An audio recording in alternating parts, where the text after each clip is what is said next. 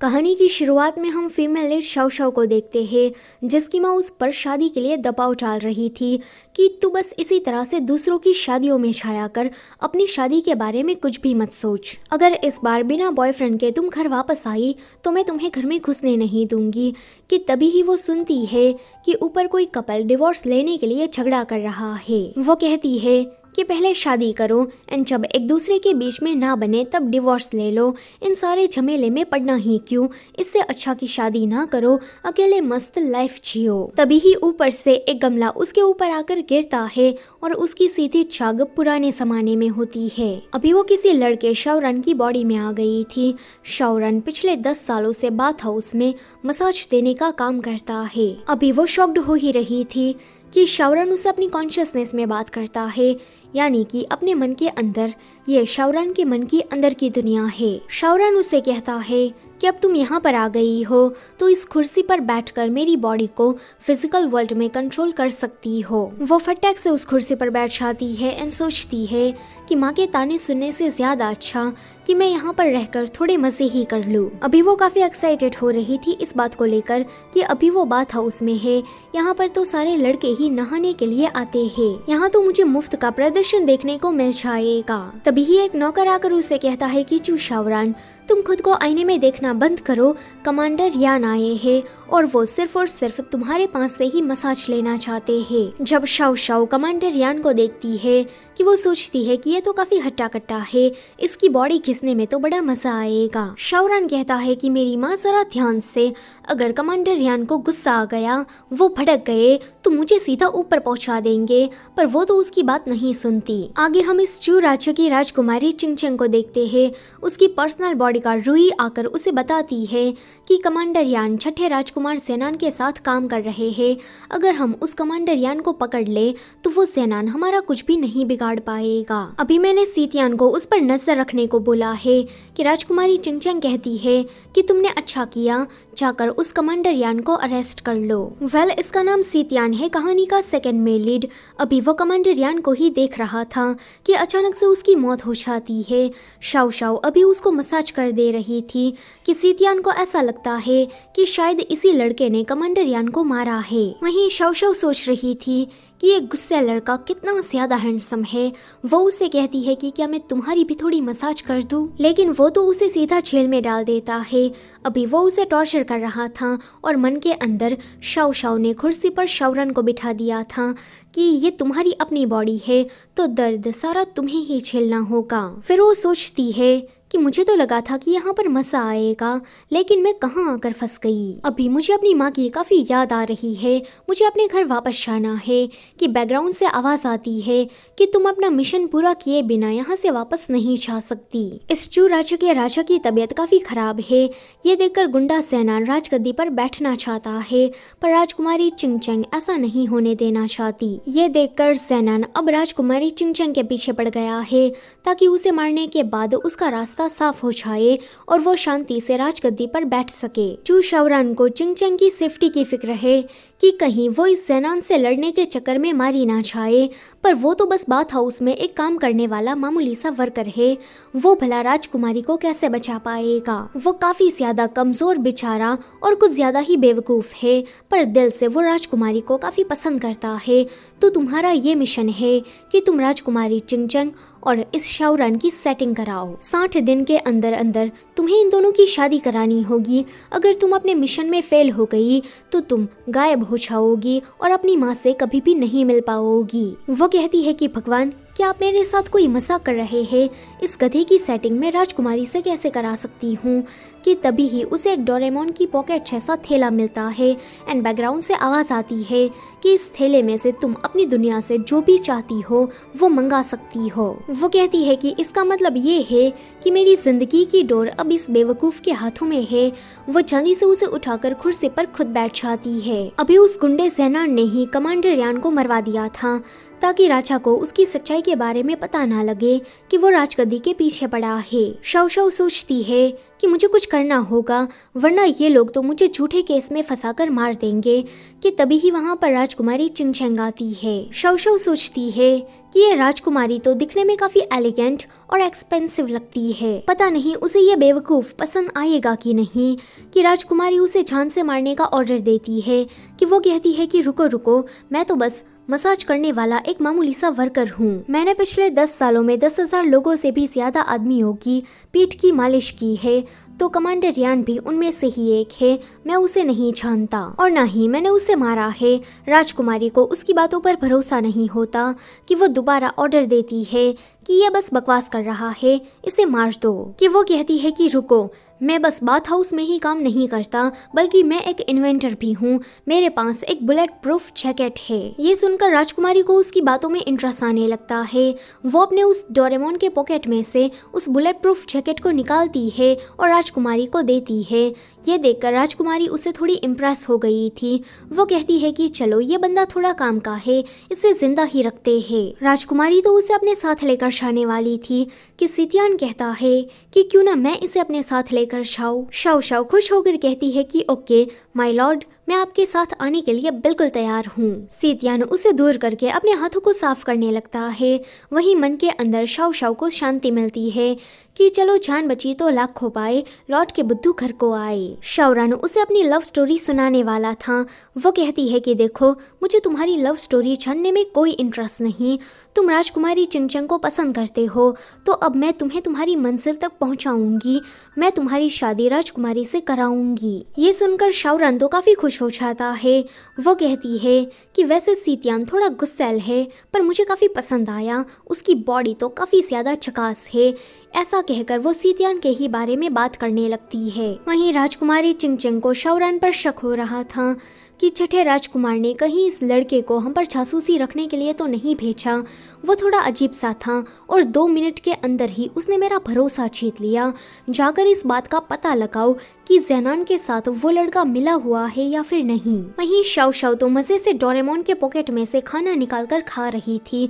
बाजू में हवा मारने के लिए इलेक्ट्रिक पंखा भी था। तभी ही बॉडीगार्ड रुई आकर उसे किडनैप करके दूर जंगल में लेकर जाती है, जहां वो उसे पूछताछ कर रही थी कि तुम क्या ज़ेनान के साथ मिले हुए हो। यहाँ शाओ शाओ कहती है कि बेवकूफ बंदर कहीं के, क्या तुम ज़ेनान के लिए काम करते हो। वो कहता है कि नहीं, मैं किसी के लिए काम नहीं करता, मैं तो बस बाथ हाउस में काम करता हूँ। शाओ शाओ कहती है कि तो ये मुझे फंसाने का एक चाल है। वो डोरेमोन के पॉकेट में से एक फटाका चलाकर वहाँ से भाग जाती है। बॉडीगार्ड रुई वापस आकर राजकुमारी को ये सारी बातें बताते हुए कहती है कि वो चालाक लोमड़ी कहीं का शाओरान मेरी ऐसी हालत करके भाग गया। वहीं शाओ शाओ जब जंगल से घर की तरफ वापस आ रही थी कि ज़ेनान के लोग आकर उसे किडनैप कर लेते हैं। जब उसे होश आता है कि एक बंदा उसे काफी घूर रहा था कि वो कहती है कि ये अंधा आदमी कौन है। कि ज़ेनान का नौकर कहता है कि तुमने हमारे महाराज को अंधा कहा, क्या तुम जानती नहीं कि ये यहाँ के छठे राजकुमार है। वो कहती है कि अच्छा, तो ये कहानी का विलन ज़ेनान है। मुझे तो लगा कि वो कोई खूंखार बंदा होगा, लेकिन ये तो काफी क्यूट है। यहाँ ज़ेनान को लग रहा था कि शाओरान राजकुमारी के साथ मिला हुआ है, उसके लिए काम करता है, इसलिए वो उसे मारना चाहता था कि ये उसे मस्का लगाने लगती है और उसे चश्मा गिफ्ट में देती है। चश्मा लगाने के बाद इसे सब कुछ अच्छे से दिखाई दे रहा था।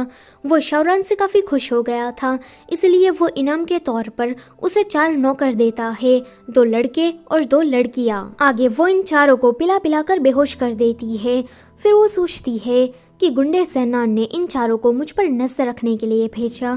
उसे क्या लगा कि मैं उसकी चालाकी समझ नहीं पाऊंगी। रात में राजकुमारी चिंगचंग उसे बचाने आई थी, पर ये उसे मारकर बेहोश कर देता है क्योंकि उसे लगा कि ये कोई हमलावर है। राजकुमारी को बेहोश देखकर शाओ शाओ उसे कहती है कि ये अच्छा मौका है, तुम इसके साथ कुछ करो। वो कहता है कि नहीं नहीं, मैं कोई ऐसा वैसा लड़का नहीं हूँ। शाओ शाओ कहती है कि क्या तुम ढक्कन हो, तुम इतने अच्छे खासे मौके को ऐसे ही हाथ से जाने दे रहे हो। बस इसी बात को लेकर ये दोनों कुर्सी में ही झगड़ा करने लगते हैं कि वहाँ पर सितियान आकर उसे उड़ाकर वहाँ से बाहर लेकर आता है। शाओ शाओ सोचती है कि काश ये लम्हा यहीं पर ही रुक जाए। मेरा त्यान त्यान कितना ज़्यादा हैंडसम लग रहा है। अभी वो उसे ही देखे जा रही थी कि सितियान कहता है कि देखो, राजकुमारी का ऑर्डर था, इसलिए मुझे तुम्हें बचाने आना पड़ा, वरना मैं तुम जैसों को भाव तक ना दूं। वो कहती है कि ये सब तो ठीक है, पर राजकुमारी अभी भी ज़ेनान के घर में है। अगले सीन में सितियान राजकुमारी को बचाकर घर वापस लेकर आता है। शाओ शाओ सोचती है कि मुझे जलन हो रही है। मेरा त्यान त्यान किसी और लड़की को इस तरह से कैसे पकड़ सकता है, पर ये दोनों साथ में कितने अच्छे लग रहे हैं। शावरान कहता है कि तुमने ठीक कहा, ये दोनों एक दूसरे के लिए परफेक्ट मैच है। चलो मैं हार मानता हूँ। कि वो कहती है कि तुम इस तरह से हार कैसे मान सकते हो, मैंने कहा है ना कि मैं तुम दोनों की शादी कराऊंगी, यानी कि मैं ये करके ही रहूंगी। फिर वो सोचती है कि अगर तुमने हार मान ली तो मैं घर कैसे छाऊंगी। सितियान जो कि राजकुमारी को पसंद करता था, उसने उसे अभी तक पकड़ कर रखा था। रुई कहती है कि माय लॉर्ड, अब आपको उसे नीचे रख देना चाहिए। कि वो कहता है कि क्या तुम मुझे ऑर्डर दे रही हो। वो कहती है कि नहीं तो। कि तभी ही राजकुमारी चिंगचेंग को होश आ जाता है। उसे अब शावरान में इंटरेस्ट आने लगा था। वो उसे गुंडे सेनान से बचाकर रखना चाहती थी, इसलिए उसकी सिक्योरिटी बढ़ा देती है। अगले दिन राजकुमारी ने किसी एस्ट्रोलॉजर को बुलाया था ताकि वो अपना भविष्य जान सके। वो अपने यंत्र में देखने के बाद बताता है कि अभी आपकी जिंदगी में एक लड़का आया है। उस लड़के के आने के बाद आप काफी पॉपुलर होगी, करियर में भी अच्छा करेगी और आपकी उससे शादी भी होगी। चिंगचंग उससे पूछती है कि मुझे जल्दी से बताओ कि वो लड़का कौन है। कि एस्ट्रोलॉजर कहता है कि वो लड़का इस दुनिया का मुझे नहीं लगता। उसकी बॉडी में मैंने 7 तारे देखे। वो ज्यादा आगे कुछ बोल पाता कि बेहोश हो जाता है। अगले दिन रुई शावरान को उठाने आई थी, पर शावरान की बॉडी में तो शव थी, जो कि तकिए को हक करके कह रही थी कि सी त्यान त्यान मुझे किस करो ना। ये सुनकर रुई और बाकी 2 लड़कियां सोचती है कि क्या शावरान का इंटरेस्ट लड़की में नहीं बल्कि लड़कों में है। कि तभी ही शव उठ जाती है। वो कहती है कि तुम मुझे इस तरह से घूर क्यों रही हो। हाँ मैं समझ गई, तुम मेरी बॉडी देखना चाहती हो ना। इतना कहकर वो अपने डोले शोले का फ्लेक्स करने लगती है। यहाँ पर शावरान कह रहा था कि प्लीज ऐसा मत करो, ये काफी ज्यादा एम्बैरेसिंग है। वो कहती है कि इसमें शर्माना क्या, लड़कियों को तो ये सब कुछ देखने में मजा आता है। आगे रुई कहती है कि राजकुमारी तुमसे मिलना चाहती है। जब ये लोग जा रहे थे कि वो उससे पूछती है कि सितियान को तो तुम अच्छे से जानती हो, तो मुझे बताओ ना कि उसे क्या क्या पसंद है। ये सुनकर रुई उसे एक अजीब सा लुक देती है। अगले सीन में राजकुमारी उसकी बॉडी में 7 तारे देखना चाहती थी, इसलिए कहती है कि जल्दी से अपने कपड़े उतारो। शव कहती है कि ये क्या मजाक है, मैं नहीं उतारूंगी। क्या तुम ऐसा करके मेरी बेइज्जती करना चाहती हो? भले ही तुम एक राजकुमारी हो, पर तुम इस तरह की चीजें करने को मुझे नहीं कह सकती। लेकिन राजकुमारी तो उसके कपड़े उतार देती है। अभी वो अपने हथियार को छुपा रही थी और राजकुमारी उन 7 तारों को ढूंढ रही थी, जो कि उसे उसकी बॉडी में कहीं भी नजर नहीं आते। राजकुमारी को जब 7 तारे नजर नहीं आते कि उसे थोड़ा गुस्सा आता है। वो कहती है कि इस लड़के ने कपड़े उतार कर मुझे ऑफेंड किया है, जाकर इसका हथियार काट कर इसे यूनुक बना दो। ये सुनकर तो शव और शावरान दोनों ही काफी ज्यादा डर जाते हैं। अभी राजकुमारी उन 7 स्टार की ही बारे में सोच रही थी कि रुई उससे कहती है कि मैंने चू शावरान के पैर में 7 तिल का चूत देखा, जो कि तारों की ही तरह लग रहा था। ये सुनकर राजकुमारी जल्दी से उसे बचाने के लिए भागती है। यहाँ शावरान का हथियार काटने के लिए एक यूनुक आया था। वो उससे कहती है कि देखो, मैं तुम्हारी सेटिंग एक रिच और हैंडसम लड़के से कराऊंगी, प्लीज तुम मुझे जाने दो। पर ये तो नहीं मानता। वो कहती है कि बुढ़े कमीने, तू तो बड़ा ही जालिम है। मैं तुम्हें बता दूं कि मैं राजकुमारी का लवर हूँ। अगर तुमने मेरे साथ कुछ भी करने की कोशिश की तो वो तुम्हें नहीं छोड़ेगी। अभी तो वो मुझसे गुस्सा है, इसलिए उसने ऐसा ऑर्डर दे दिया, पर अगर तुमने ऐसा सचमुच में कर दिया तो समझ लो कि तुम्हारी तो छुट्टी हो गई। राजकुमारी जो कि दूर से ही उसकी बातें सुन रही थी, उसे थोड़ा गुस्सा तो आता है, पर वो उसे छोड़ देने का ऑर्डर दे देती है। अगले सीन में राजकुमारी ने उसे वापस से मिलने के लिए बुलाया था। अभी वो उसके पैरों को देख रही थी, पर उसके पैरों में से तो गंदी स्मेल आती है। वो अपने नाक को दबाकर जल्दी से उसके पैरों को देखने लगती है और उसमें सचमुच में 7 तिल थे। यहाँ शावरान कह रहा था कि ये कितना ज्यादा एम्बैरेसिंग है, मैंने तो अपने ही क्रश को अपने पैरों की गंदी स्मेल सुंघा दी। शव को तो ये सब कुछ काफी फनी लग रहा था। वो तो यहाँ पर उसके वर्जिन होने पर भी उसका मजाक उड़ाती है कि तुम 22 के हो गए, फिर भी आज तक तुम किसी लड़की के साथ नहीं सोए। आगे सेनान ने शावरान को टपकाने के लिए किसी हमलावर को हायर किया था, पर ये भूत बनकर उसे डरा डरा कर यहाँ से भगा देती है। अभी रुई राजकुमारी को बता रही थी कि शावरान ने किस तरह से उस हमलावर को हैंडल किया। अब राजकुमारी को उस पर कुछ ज्यादा ही इंटरेस्ट आने लगता है। अभी राजकुमारी को खुश देखकर शावरान से कहती है कि चलो जल्दी से कुर्सी पर बैठकर अपनी फीलिंग्स उसे बता दो, ये सही मौका है। पर जैसे ही शावरान कंट्रोल अपने हाथ में लेता है कि उससे तो कुछ भी बोला नहीं चाहता। वो राजकुमारी को देखकर काफी नर्वस हो गया था कि शव शव कहती है कि तू हट यहाँ से, अब मैं ही कुछ करती हूँ। वो कुर्सी पर कंट्रोल हासिल करने के बाद राजकुमारी को कन्फेस कर देती है कि मैं आपको पसंद करता हूँ, मैं जानता हूँ कि तुम एक राजकुमारी हो और मैं एक मामूली सा मसाज करने वाला। हमारे बीच में चाह कर भी कुछ भी नहीं हो सकता, मगर मेरी जो फीलिंग्स तुम्हारे लिए है वो कभी भी चेंज नहीं होगी। राजकुमारी इस पर ज्यादा रिएक्ट नहीं करती। वहीं रूही सोचती है कि क्या मुझे राजकुमारी को बता देना चाहिए कि शावरान को आपके साथ साथ सितियान भी पसंद है, यानी कि वो लड़कों में भी इंटरेस्ट लेता है। लेकिन यहाँ पर कहानी में अब ट्विस्ट आता है। इतने दिन शव शव के साथ रहकर शावरान को अब वो पसंद आने लगी थी। अभी वो उसे बस स्माइल करते हुए देखे जा रहा था कि वो कहती है कि तुम इस तरह से मुझे घूरना बंद करो। अगले दिन राजकुमारी चिंगचैंग ने चीफ कमांडर सेंग को मिलने के लिए बुलाया था। जब वो वहाँ पर आते हैं कि राजकुमारी उससे कहती है कि मैंने तुम्हें अपने हाथों से चीफ कमांडर बनाया था, तो मैं तुम्हें इस पोजीशन से निकाल भी सकती हूँ। तुम्हें क्या लगा कि तुम्हारी करतूतों के बारे में मुझे कुछ पता नहीं लगेगा? चीफ कमांडर बनते ही तुम तो उस छठे राजकुमार सेनान की साइड हो गए और मुझ पर 4 बार हमला करवाया। चीफ कमांडर सेंग तो ये बात नहीं मानता। वो कहता है कि देखिए राजकुमारी, आप मुझ पर गलत इल्जाम लगा रही है, मैंने ऐसा कुछ नहीं किया। वो उसे सबूत दिखाती है एंड कहती है कि क्या अब भी नहीं मानोगे? सबूतों को देखकर ये जल्दी से हाथापाई स्टार्ट कर देता है। जैसे ही वो राजकुमारी को मारने आता कि बीच में शावरान आकर उसे बचा लेता है। रूही उसे फाइट करके उसे अरेस्ट कर लेती है। अभी शावरान ने राजकुमारी को बचाया था, इसलिए राजकुमारी उससे इम्प्रेस हो गई थी। अभी कुर्सी पर शावरान बैठा था। शव शव उससे कहती है कि आज तुमने काफी बहादुरी का काम किया है, पर आगे से ऐसा मत करना, ये काफी डेंजरस है। अगले दिन राजकुमारी नहा रही थी कि शव शव ऐसे ही घूमते हुए उसके बाथ हाउस में आ जाती है। उसे इस तरह से नहाते हुए देखकर वो शावरान को कंट्रोल दे देती है एंड कहती है कि जल्दी से इसे किस करो। राजकुमारी भी उसके इस बोल्ड मूव से काफी खुश थी, यानी कि वो भी चाहती थी कि शावरान उसे किस करे। लेकिन शावरान तो डर जाता है। अभी ये दोनों कुर्सी पर ही झगड़ा करने लगते हैं। शव शव कह रही थी कि उसे किस करो, पर ये कह रहा था कि मुझसे तो ये नहीं होगा। उसके किस ना करने पर राजकुमारी गुस्सा होकर वहाँ से चली जाती है। शव शव कहती है कि डरपोक कहीं के, तुमसे एक किस भी नहीं हुआ, पता नहीं आगे चलकर तुम क्या करोगे। पर रुको, अभी तुमने उसे किस नहीं किया तो अब उसे तुम पर और भी ज्यादा भरोसा हो जाएगा। आज रात फिर से ज़ेनान ने शावरान को मारने के लिए दूसरा हमलावर भेजा था कि उसको बचाने के चक्कर में फाइनली इन दोनों के बीच में एक्सीडेंटल किस हो जाता है। रूही हमलावर के पीछे भागी थी उसे पकड़ने के लिए, मगर वो तो चकमा देकर वहाँ से कल्टी मार लेता है। अभी राजकुमारी ने अपनी आंखें बंद कर ली थी, पर फिर भी शावरान से तो उसे किस नहीं होता कि शव शव उसे तंग आ जाती है कि तुम इस तरह से कब तक डरते रहोगे। चलो हटो, अब मुझे कुर्सी पर बैठने दो, मुझे बाथ हाउस जाकर दूसरे आदमियों की मसाज करनी है। आगे हमें बाथ हाउस का सीन दिखाया जाता है, जहाँ पर वो अपना चेहरा ढककर सितियान की मसाज कर रही थी।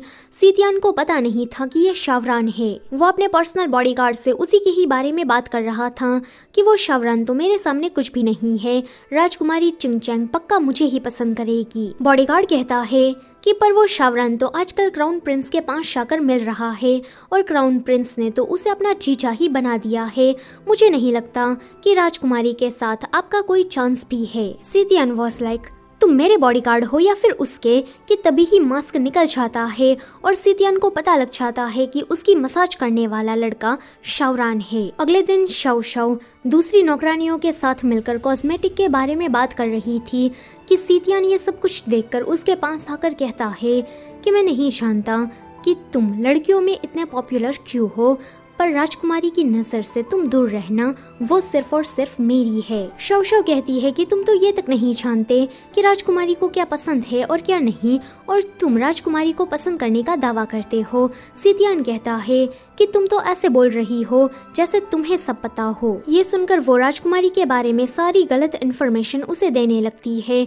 फिर वो कहती है कि राजकुमारी को तो काले लड़के पसंद है, उसे तुम्हारे जैसे प्रोटेक्टिव लड़के पसंद नहीं, बल्कि थोड़े डरपोक और गुस्से लड़के पसंद है जो कि उस पर हुक्म चला सके। सितियान कहता है कि अब मुझे समझ में आया कि उसे मैं क्यों पसंद नहीं था, इसीलिए क्योंकि मैं गोरा हूँ। अभी ये तीनों लोग ऐसे ही राजकुमारी चिंगचेंग के बाथ हाउस में आ गए थे कि वहाँ पर राजकुमारी आकर कहती है कि मेरी बिना परमिशन के मेरे बाथ हाउस को यूज करने की तुम्हारी हिम्मत कैसे हुई। सीतियान काफी चौड़ मारते हुए कहता है कि यहाँ नहाने के लिए भी अब मुझे तुम्हारी परमिशन लेनी होगी, कि वो उसे काफी गुस्से से देखती है। सीतियान डर के मारे सारा इल्जाम शाओरन पर डाल देता है कि ये सारा आइडिया तो इसका था। शाओ सोचती है कि क्या ये मेरा आइडल है? हाँ, ये मेरा ही आइडल है, पर ये ऐसा कर कैसे सकता है? पर जाने तो, मैं इसके हैंडसम थोबड़े को देखकर इसे माफ कर रही हूँ। अगले सीन में राजकुमारी ने इन तीनों को ही बाथ हाउस की सफाई करने को दे दिया था। अगले दिन सीतियान अपने चेहरे पर काला रंग लगा कर आता है। उसे लग रहा था कि अब तो पक्का राजकुमारी उसे पसंद करेगी, मगर उसे तो ये सब कुछ देखकर काफी हंसी आ रही थी। पर राजकुमारी देखती है कि आजकल ये दोनों लड़के तो मिले मिले से लगते हैं। वो यहाँ पर थोड़ी इनसिक्योर हो जाती है और शाओरन को अकेले में मिलने के लिए बुलाती है एंड कहती है कि तुम मेरी मसाज करो। शाओ देखती है कि आज तो ये कुछ ज्यादा ही परेशान लग रही है। जब वो उसे इस बात का रीजन पूछती है कि राजकुमारी बताती है कि राजा को तो डायबिटीज हो गया है। शाओ एक मेडिकल स्टूडेंट थी, इसलिए वो कहती है कि अगर मैंने राजा को ठीक कर दिया तो तुम्हें मुझसे शादी करनी होगी। वो कहती है कि इस बीमारी का इलाज कोई भी नहीं कर पाया, क्या तुम श्योर हो कि तुम मेरे पिता को ठीक कर पाओगे? कि वो कहता है कि हाँ, लेकिन बदले में तुम्हें मुझसे शादी करनी होगी। कि राजकुमारी इस शर्त पर मान जाती है। अगले सीन में वो राजा से मिलने के लिए गई थी। यहाँ शाओरन तो डर रहा था क्योंकि उसने जिंदगी में कभी भी राजा को नहीं देखा और ऐसी उम्मीद भी नहीं की कि वो राजा को कभी देख पाएगा। शाओ उसे हिम्मत देती है कि तुम इस तरह से डरना बंद करो, मैं सब कुछ ठीक कर दूंगी। अगले सीन में ये सभी लोग राजा के पास चले गए थे, जहाँ पर राजा कहते हैं कि इतने सारे इंपीरियल डॉक्टर मिलकर भी मेरी बीमारी का इलाज नहीं ढूंढ पाए और ये छोटा सा लड़का ये दावा कर रहा है कि ये मुझे ठीक कर देगा। शाओ उससे कहती है कि प्लीज आप मुझे एक मौका देकर तो देखिए, मैं अपनी पूरी कोशिश करूंगा। कि तभी ही राजा बेहोश हो जाते हैं। शाओ समझ जाती है कि इसको तो स्ट्रोक आया है। वो जल्दी से उसे सीपीआर देने लगती है कि सभी लोग उसे मना करते हैं कि तुम राजा को इस तरह से टच नहीं कर सकती, ये बहुत ही बड़ा गुनाह है। पर शाओ किसी की भी बात नहीं सुनती और राजा को होश में लाने की कोशिश करने लगती है। वहीं ज़ेनान को भी राजा के बारे में खबर मिल गई थी। वो तो बड़ा ही खुश हो गया था। वो अपने सैनिकों की टुकड़ी इकट्ठा करके कैपिटल पर हमला कर देता है। राजकुमारी को जब इसके बारे में पता लगा तो उसने भी अपनी तरफ से जितने भी सैनिक थे उन सभी को इकट्ठा करके ज़ेनान की सेना के सामने भेज दिया। लेकिन ज़ेनान तो अच्छी खासी प्लानिंग करके आया था। वो राजकुमारी के सभी सैनिकों को हराकर सीधा राजमहल पहुंच जाता है, जहां पर अभी वो राजा के दरबार के सामने खड़ा था। वो कहता है कि राजकुमारी चिंगचेंग जल्दी से मेन गेट को ओपन करो, वरना मुझे इसे तोड़कर अंदर आना होगा। शाओरन की कॉन्शियसनेस के अंदर शाओ अभी रो रही थी। वो कहती है कि मैंने डॉक्टर की पढ़ाई इसीलिए की क्योंकि बचपन में ही मेरे फादर गुजर गए थे। उसे इस तरह से रोते देखकर शाओरन को बिल्कुल भी अच्छा नहीं लगता और वो उसे शांत करने की कोशिश करने लगता है। वहीं इस ज़ेनान ने दरबार के मेन गेट को तोड़ दिया था और उसके सारे सैनिक अंदर आ गए थे। अंदर आने के बाद ज़ेनान देखता है कि राजा तो जिंदा है। दरअसल में शाओ की मदद से राजा 1 घंटे पहले ही वापस से होश में आ गए थे। राजा उससे पूछते हैं कि तुमने इस तरह से कैपिटल पर हमला क्यों किया? क्या तुम ऐसा करके बगावत करना चाहते हो? यहाँ पर ये चालाक लोमड़ी ज़ेनान तो सारा इल्जाम अपने किसी सैनिक पर डाल देता है कि इसने मुझे गलत इन्फॉर्मेशन दी कि आपकी मौत हो गई, कोई और दूसरा बंदा राजगद्दी छीनने आ रहा है, इसलिए मैंने कैपिटल पर हमला किया ताकि मैं उस बंदे को पकड़ सकूं। राजा उस सैनिक से कुछ पूछ पाते उससे पहले ही ये ज़ेनान तो उस सैनिक को ऑन द स्पॉट खत्म कर देता है। जब वो यहाँ से जा रहा था कि शाओरन की तरफ वो काफी गुस्से से घूर कर देख कर जाता है। शाओ कहती है कि चलो बला टली। वो काफ़ी थक गई थी कि शाओरन उसको मसाज कर देता है। यहाँ पर हमें इनका एक रोमांटिक सीन भी दिखाया जाता है। आगे शाओ राजकुमारी के पास जाकर उसे कहती है कि मैंने तुम्हारे फादर को ठीक कर दिया तो अब तुम्हें मुझसे शादी करनी होगी। लेकिन वो तो एकदम से मुकर जाती है। वो कहती है कि मैं एक राजकुमारी हूँ, राजा जहाँ पर भी मेरी शादी तय करेंगे मुझे वहाँ शादी करनी होगी। वैसे अगर तुम मुझसे शादी करना चाहते हो तो राजा से जाकर बात करो, अगर वो मान गए तो मैं तुमसे शादी कर लूंगी। शव शव सोचती है कि तो ये राजा का नाम लेकर मुझे डराना चाहती है, मगर मैं डरने वालों में से नहीं हूँ। अगले ही सीन में वो राजा के पास थी। वो कहती है कि मैंने आपकी इतनी बड़ी बीमारी को ठीक कर दिया तो आपको नहीं लगता कि आपको इनाम में मुझे कुछ देना चाहिए। राजा उससे कहते हैं कि बताओ तुम्हें क्या चाहिए। कि वो कहती है कि मैं राजकुमारी चिंगचंग से शादी करना चाहती हूँ और सितियान को अपना पर्सनल बॉडीगार्ड बनाना चाहती हूँ। वो कहते हैं कि कहाँ राजा भोज और कहाँ गंगू तैली, तुम दोनों के बीच में कोई बराबरी नहीं, पर अगर चिंगचंग तुम्हें पसंद करती है तो मैं शादी से मना नहीं करूँगा। शव शव कहती है कि लो बात बन गई, ये इतना ज्यादा मुश्किल भी नहीं था। वहीं ज़ैनान अभी काफी गुस्सा कर रहा था कि मुझे उस शावरान को पहले ही टपका देना चाहिए था। उसने राजा को ठीक किया, अगर राजा की मौत हो गई होती तो अभी मेरा पिछवाड़ा राजगद्दी के ऊपर होता। उस शावरान की वजह से मैं राजगद्दी पर बैठते बैठते रह गया। जाकर उस शावरान के सारे रिलेटिव्स को ढूंढ कर उसे मार दो। कि उसका नौकर कहता है कि मैंने शावरान का बैकग्राउंड पहले ही चेक कराया था तो पता लगा कि वो अनाथ है, उसका इस दुनिया में कोई नहीं। वो जोर से चिल्लाता है कि दूर के रिश्तेदार तो होगे ना, जाकर उसे ढूंढ कर लेकर आओ। कि अगले दिन नौकर किसी दो स्केलेटन को उठाकर लेकर आता है। ज़ैनान कहता है कि अब ये क्या है। नौकर कहता है कि कल आप ही ने तो ऑर्डर दिया था कि शावरान के दूर के रिश्तेदारों को ढूंढ कर लेकर आओ, तो मैं बस उन्हें ही लेकर आया हूँ।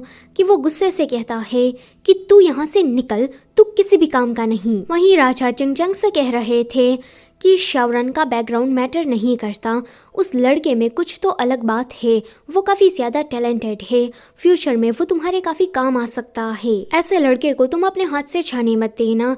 चिंगचंग समझ जाती है कि राजा उसकी शादी के लिए मान गए हैं। वहीं शव शव सितियान से मिलने के लिए गई थी। उसे वो कुछ ज्यादा ही टची हो रही थी कि शावरान जेलस हो जाता है। अभी ये दोनों कुर्सी पर कंट्रोल पाने के लिए लड़ रहे थे। सितियान सोचता है कि आखिर में ये लड़का करना क्या चाहता है। सितियान से मिलने के बाद इसने काफी ड्रिंक कर ली थी।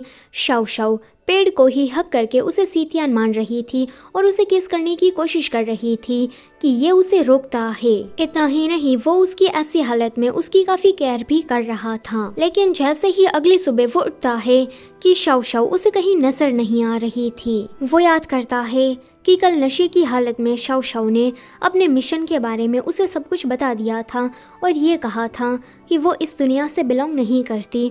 अभी वो सोचता है कि कहीं शव शव अपनी दुनिया में वापस तो नहीं चली गई। वो काफ़ी अपसेट हो गया था और अभी काफ़ी अकेला भी महसूस कर रहा था। वो कहता है कि शव शव के आने के बाद मेरा डर खत्म हो गया था, वो हमेशा ही मुझे हिम्मत देती थी। उसके आने के बाद मेरी इस बेचैन सी जिंदगी में खुशी आ गई थी। जिंदगी काफ़ी इंटरेस्टिंग और एक्साइटिंग लग रही थी। अब क्या वो दोबारा मेरे पास आएगी? आगे मार्शल आर्ट का एक कंपटीशन था जिसमें बहुत सारे लोगों ने भाग लिया था। शावरान को इस कंपटीशन में ना चाहते हुए भी हिस्सा लेना पड़ा था। वो सोचता है कि अगर शव शव यहाँ पर होती तो वो पक्का मुझे इस झमेले से बाहर निकाल देती। इस कंपटीशन में ज़ैनान भी आया था। वो सोचता है कि जैसे ही शावरान मेरे सामने आएगा कि मैं उसे एक ही बार में टपका दूंगा और सबको ये कहूँगा कि ये तो इतना कमजोर है कि मेरे एक हमले को भी झेल नहीं पाया एंड मर गया। पर फिलहाल ज़ैनान का सामना अभी सितियान से हो रहा था। वो जानता था कि सितियान को हराना इम्पॉसिबल है, इसलिए वो यहाँ पर अपनी कोई गंदी ट्रिक्स खेलता है। वो उस पर जहर छिड़ककर उसे पैरालाइज करता है। जब सितियान हिलडुल नहीं पा रहा था कि ये उसे जान से मारने की कोशिश करने वाला था कि वहाँ पर शव शव की एक ज़बरदस्त एंट्री होती है। वो ज़ैनान को यहाँ से डराकर भगा देती है। सभी लोग सोच रहे थे कि ये लड़की आखिर में है कौन। शावरान, जो कि उसे देखकर काफ़ी खुश हो गया था, वो जल्दी से उसे साइड में लेकर आता है और सीधा उसे हक कर लेता है। शव शव कहती है कि तुम मुझे छोड़ो, मैं कहीं भागने नहीं वाली, पर वो उसे जाने नहीं दे रहा था। आगे वो उसे पूछता है कि तुम अचानक से ही गायब होकर कहाँ चली गई थी। वो याद करती है कि जिस रात वो ड्रंक थी कि बैकग्राउंड से आवाज़ आई कि उसे गुंडे सेनान को अपनी मेडिकल स्किल की मदद से ठीक करना होगा। अगर उसने ये कर दिया तो उसे 30 दिनों के लिए इस दुनिया में आने को मिलेगा। वो कहती है कि मैं उस गुंडे सेनान को ठीक तो नहीं करना चाहती, पर 30 दिन के लिए मुझे अपनी ही बॉडी में रहने को मिलेगा, तो मुझे ये ऑफर अच्छा लगा और मैं मान गई। वो शावरान को इसके बारे में कुछ भी नहीं बताती, वो बस इतना कहती है कि मैं यहाँ पर आ गई हूँ तो तुम्हें सबको ये बताना होगा कि मैं तुम्हारी दूर की बहन हूँ। शावरान बिल्कुल ऐसा ही करता है। उसने सभी लोगों को बता दिया था कि शव उसकी बहन है। अभी सेनान अपने नौकर की क्लास ले रहा था कि तूने तो कहा था कि शावरान के सारे रिश्तेदार मर चुके हैं, फिर ये बहन कहाँ से आ गई। नौकर कहता है कि क्या पता ये उसकी सौतेली बहन हो। जैनान कहता है कि पागल है क्या, कुछ भी बकेशा रहा है। दूसरी तरफ शव अपनी बॉडी में आते ही सीधा सितियान के पास चली गई थी। अभी वो लोग राजकुमारी के बाथ हाउस में थे। सितियान ने जब से शव को जैनान की बैंड बजाते हुए देखा तब से ही वो उसे काफी डर रहा था। वो कहती है कि राजकुमारी ने तुम्हें मेरी सारी जिम्मेदारी दे दी है, अब मैं जो कहूँगी वो तुम्हें करना पड़ेगा। ये सुनकर तो सितियान बेचारा और भी ज्यादा डर जाता है कि पता नहीं अब ये मुझे क्या करने को कहेगी। वहीं राजकुमारी अभी थोड़ा परेशान थी क्योंकि उसे खबर मिली कि जैनान अब तीसरे राजकुमार के साथ मिल गया है और वो दोनों मिलकर क्राउन प्रिंस को उसकी पोजीशन से हटाना चाहते हैं। अगर तीसरा राजकुमार सिकुन वो राजगद्दी पर बैठ गया तो वो राजगद्दी पर बैठने के बाद क्राउन प्रिंस और उसे दोनों को ही खत्म कर देगा। वहीं शव तो मजे से सितियान के साथ फोटोज खींच रही थी और उसे भी कह रही थी कि तुम अलग अलग पोज दो। आगे शावरान जब शव से मिलता है कि वो उसे बता देती है कि उसके पास बस 20 दिन है, 20 दिनों के बाद वो वापस से उसकी कॉन्शियसनेस में चली जाएगी। ये सुनकर शावरान को बिल्कुल भी अच्छा नहीं लगता। वो कहता है कि मैं गरीब परिवार से आता हूँ, मैं अनाथ हूँ, अगर तुम मेरी जिंदगी में नहीं आती तो मैं अभी भी उस बाथ हाउस में दूसरे आदमियों की पीठ की मालिश कर रहा होता। तुमने मुझे वो जिंदगी जीने को दी जिसके बारे में मैंने कभी सोचा भी नहीं था।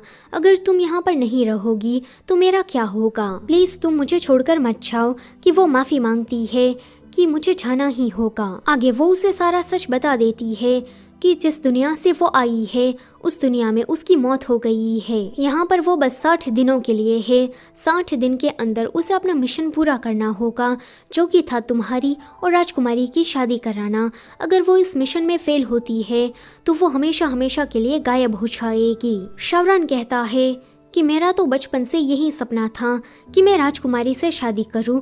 तुम्हारे आने के बाद मेरा ये सपना पूरा हो जाएगा। वेल यहाँ पर शावरान शव को पसंद तो करता था मगर अपनी फीलिंग्स अभी वो बताता नहीं। वो सोचता है कि मेरे राजकुमारी से शादी करने पर शव जिंदा रह पाएगी तो मैं ये करने को भी तैयार हूँ। आगे वो राजकुमारी चिंगचंग के पास शादी की बात करने के लिए गया था। वो उसे बताता है कि बचपन में वो किडनैप हो गया था। वो जमकर बस मरने ही वाला था कि राजकुमारी ने आकर उसे बचाया। तब से ही उसने ठान लिया था कि वो राजकुमारी से शादी करेगा। राजकुमारी उसकी इस कहानी को सुनकर शादी करने के लिए मान जाती है। अगले सीन में ये सभी लोग मिलकर ड्रिंक कर रहे थे। शव यहाँ पर बताने ही वाली थी कि वो तो दूसरी दुनिया से आई है कि शावरान जल्दी से उसका मुंह बंद कर देता है। राजकुमारी शावरान से पूछती है कि क्या तुम सच में मुझे पसंद करते हो, क्योंकि तुम्हारे एक्शन तो मुझे कुछ और ही बता रहे हैं। शावरान बोलने वाला था कि मैं शव को पसंद करता हूँ। शव ये बात समझ जाती है कि ये मेरा ही नाम लेने वाला है, इसलिए जोर से चिल्लाती है कि चलो और भी ज्यादा ड्रिंक करते हैं। अगले सुबह ये दोनों ही लड़कियां शावरान को गले लगाकर सो रही थी। शावरान अपनी लूटी हुई इज्जत को देखकर सोच रहा था कि कल रात क्या हुआ था। फ्लैशबैक से हमें पता लगता है कि ये दोनों ही लड़कियां शावरान को लेकर झगड़ा कर रही थी कि ये मेरा है, नहीं ये मेरा है, मैं इसे पसंद करती हूँ। तो यहाँ पर रिवील होता है कि शव भी शावरान को पसंद करती है, पर उसने उसे ये बात बताई नहीं। आगे वो इस पुराने जमाने के मार्केट को देखने गई थी। शावरान उसके पीछे पीछे आ रहा था क्योंकि उसे उसकी सेफ्टी की फिक्र थी। वो कहती है कि तुम मुझे फॉलो करना बंद करो, पर वो नहीं कर रहा था। ये देखकर वो उसे मास्क और चश्मा पहना देती है ताकि उसे कोई पहचान ना पाए। दरअसल में अभी भी शावरान के पीछे जैनान के गुंडे पड़े थे उसे मारने के लिए, इसलिए उसने बस सेफ्टी के लिए उसे मास्क पहना दिया। पर उसके इस अजीब से हुलिये को देखकर वो इस मार्केट में सेंटर ऑफ द अटेंशन बन गया था। अगले ही सीन में जैनान ने इन दोनों को किडनैप कर लिया था। वो कहता है कि फाइनली ये लड़का मेरी गिरफ्त में आ गया, अब मैं इसका खेल खत्म कर दूंगा। शावरान को लगता है कि अब बस वो मरने ही वाला है कि वो उसे अपनी फीलिंग्स कन्फेस करता है और उसे किस करता है। शव भी उसे बताती है कि वो भी उसे पसंद करती है। अपनी फीलिंग्स कन्फेस करने के बाद वो कहती है कि अब मुझे कोई भी रिग्रेट नहीं रहेगा। ये दोनों दूर से ये नजारा देखकर काफी शॉक्ड होते हैं।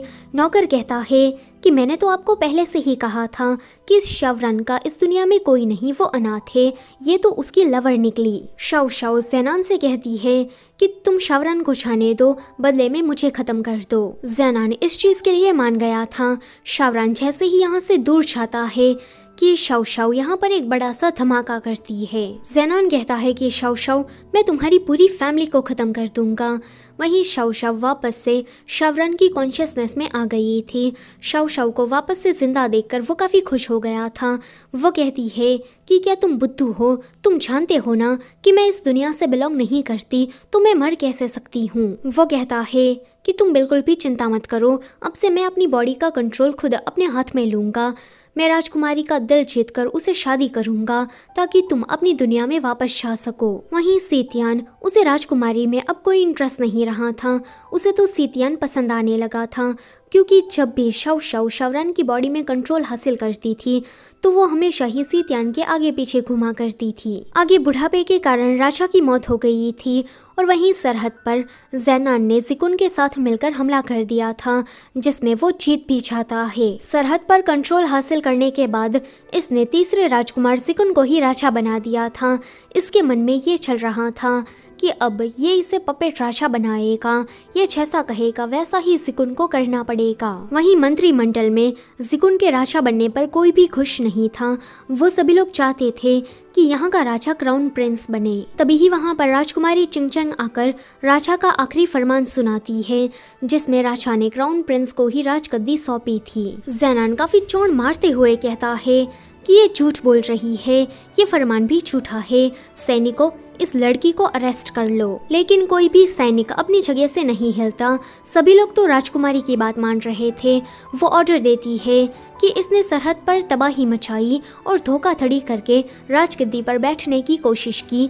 सैनिकों, इसे अरेस्ट कर लो और जेल में डाल दो। आगे क्राउन प्रिंस यहाँ का राजा बन गया था और राजकुमारी की शादी शावरान से हो गई थी। सीतियान इन दोनों की शादी पर काफी ज्यादा रोता है कि शावरान मेरा दोस्त, उसकी शादी हो गई पर उसका दुल्हा मैं नहीं हूँ। वहीं कमरे के अंदर वो राजकुमारी से बचकर भाग रहा था ताकि रात में उसे वो सारी चीजें ना करनी पड़े, लेकिन राजकुमारी है कि उसे पकड़ ही लेती है। जैसे ही इन दोनों के बीच में किस होता है कि यहाँ शव की जाग अपनी दुनिया में हो जाती है। वो उठने के बाद सीधा शावरान को याद करती है कि वो देखती है कि उसके बाजू वाले बेड पर तो शावरान है। वो कहती है कि मैं जानती हूँ कि राजकुमारी से शादी तुमने बस इसीलिए की ताकि मैं अपनी दुनिया में वापस आ सकूं। मैंने तुम्हें ये बात कभी नहीं बताई कि मैं तुम्हें कितना पसंद करती हूँ। उसे लगता है कि शावरान कोमा में चला गया है। वो उसे उठने को कह रही थी कि तभी ही वहाँ पर नर्स आकर बताती है कि अच्छा तो तुम उठ गई। ये लड़का काफी लंबे टाइम से कोमा में था, पर जैसे ही कल तुम्हें हॉस्पिटलाइज किया गया कि पता नहीं कौन सा जादू हुआ, इस लड़के को होश आ गया। तभी ही शावरान अपनी आंखें खोलता है और शव उसे देखकर खुश हो जाती है। यहाँ शावरान की कॉन्शियसनेस में हमें इन दोनों का एक किसिंग सीन दिखाया जाता है और इसी के साथ ये ड्रामा यहीं पर ही खत्म होता है। वीडियो से जाने से पहले don't forget to like, share and subscribe. Thank you for watching.